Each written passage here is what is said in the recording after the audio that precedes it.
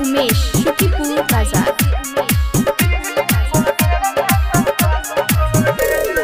तोहरा के चिन्ह में लेट हो गइल, बेवफा सनम से भेंट हो गइल। जे जरा के चाहनिए तना हो तो बुझा के दूसरा से सेट हो गइल।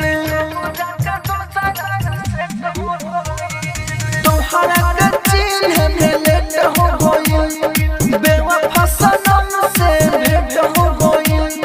जे जरा के चाहनिए तना हो उहे जाके दूसरा से सेट हो गइल।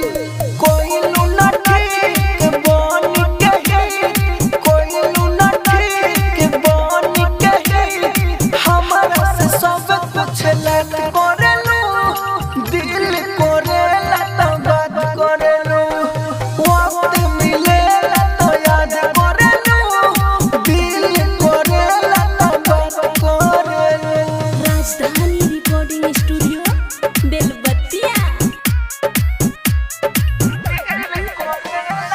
Music by DJ Umesh Shukipur बाजार।